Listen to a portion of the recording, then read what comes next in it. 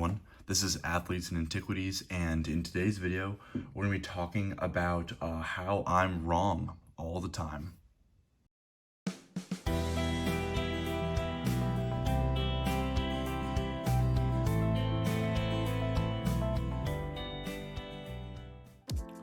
So one of my favorite sets to come out in the last few years is VSTAR Universe, and I know a lot of people kind of complained about it when it came out because the pull rates were so much easier than previous Sword and Shield sets. But that's what I personally like about it. I'm not a fan of sets where if you open a booster box, the average return is just a bunch of worthless V's until you hit like the lottery and pull the one card that pays for the whole box. I'm not a huge fan of that. I think it's a flawed way to construct a set.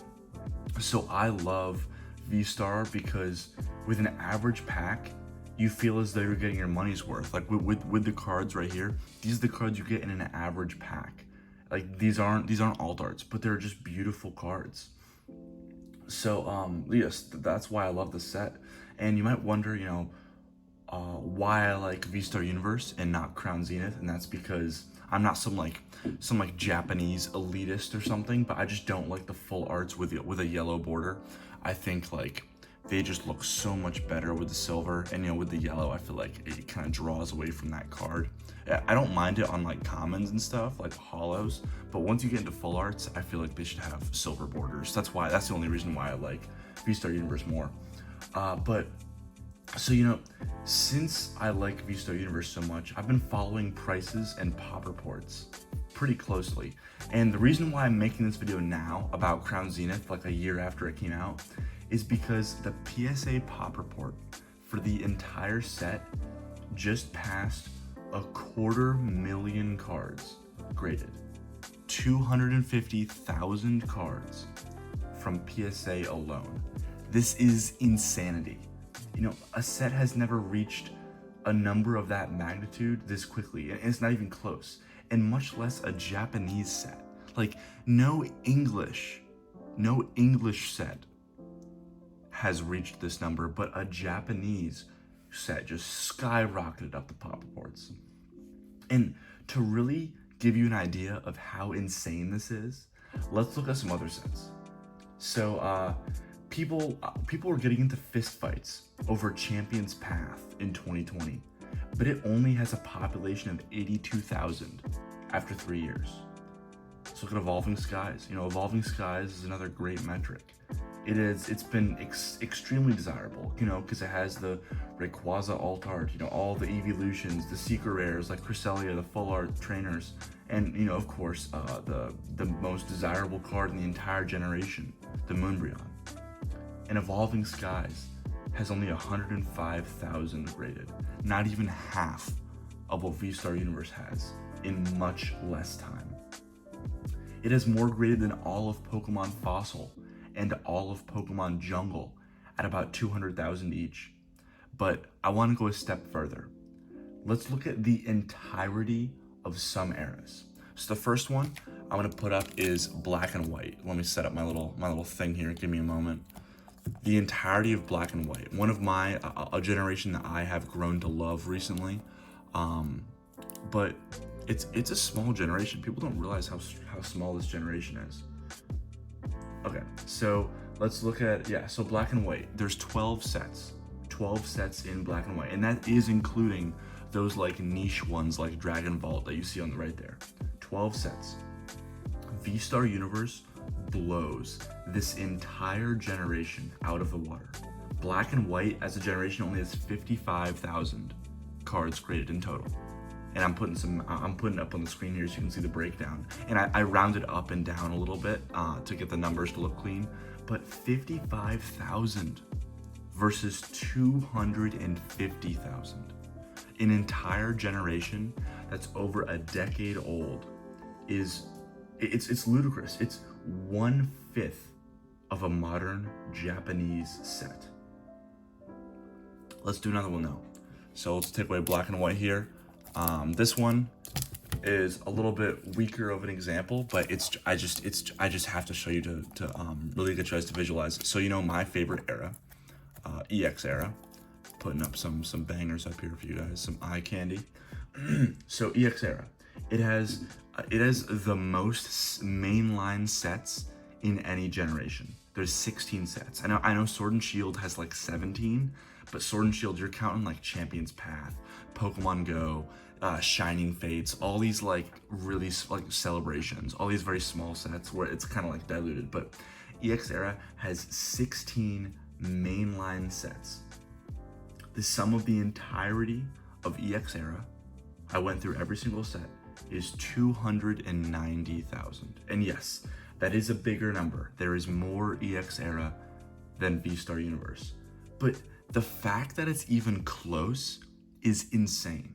This entire generation from almost 20 years ago, 16 sets, is just a few, like 40,000 more than a single Japanese set that came out a year ago, or a little bit less than a year ago. It's so insane how heavily printed VSTAR Universe was and how heavily graded VSTAR Universe was. But the thing that I find most interesting about it is all these numbers here illustrate how I've been proven wrong again and again by the power of demand over this hobby.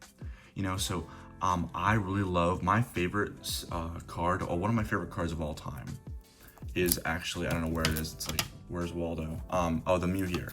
This Mew 183. This Mew 183 is one of my favorite cards of all time. And I probably have bought like 5 of them raw. And just by chance, none of the ones I've gotten have been 10 caliber. They look like 10 caliber on the eBay listing, but when I get them, they're all a bit banged up. And I'm kind of like over buying the singles. So I was like, oh, I'll just wait for the graded price to fall because I want a 10. So I'm just gonna wait for the PSA 10s to fall. But it doesn't happen. I'm waiting for this dip, but it just hasn't come yet. There's 250,000 cards in this set, but prices remain constant, which is the craziest part of all of this. Like, it's insane to compare it to black and white and how it's 5 times the supply of the entire generation. It's insane to compare it to the EX era, where this entire, one of the highest quantity of sets eras in history is just barely above this one set. Like, those things are all insane, but the craziest thing about all of this to me is just how the prices are like unchanged. It's just like, don't care. 100,000, don't care. 150,000, don't care. 200,000, don't care. 250,000, don't care. The prices are constant. I've been waiting for Mew 183 and PSA 10 to dip below 40 so I can pick one up, but it just never comes. And now you're probably wondering, why are you trying to buy an ultra modern slab? But I'm thinking, like, I already have like 5 of the raw ones. They're all not great quality. They're all probably 9s. And I'm thinking like, oh, if the card's $12, grading's 15, if I can get it for 40, I'm okay with that. I'm giving whoever's grading them, Catch 'em All Collectibles, TC8 Gaming, Poke Knowledge, I'm giving them some money, but I'm okay with that. Bird in the hand. So I was waiting. I was like, oh, it'll drop below 40 soon, so I can pick one up, because there's a crap ton coming back. But nope. There was some times when it spiked up, and it's like come down from spiking up, but it hasn't dipped like below its kind of like low threshold, if that makes sense. Like, the price has fluctuated, but not in my favor.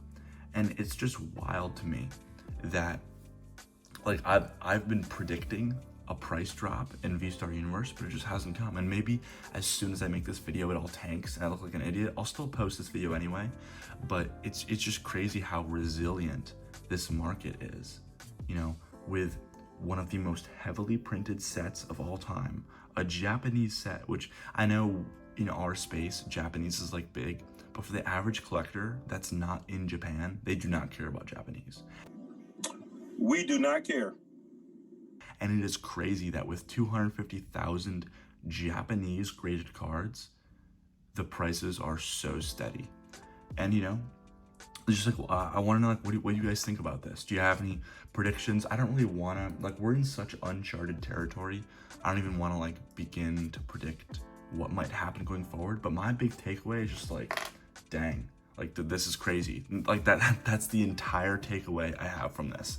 There's no insight. There's no like, oh, well, I think it's going to do this. Like, I have no idea. All my insight is just, dang, this is crazy. But, you know, it's fun to follow along. So yeah, let me know what you guys think. Have you been following this market at all? Do you have any insight? Like, do you think it's going to go a certain way? You think it's going to go up? Think it's going to go down? Love to read your comments on it. But yeah, thanks.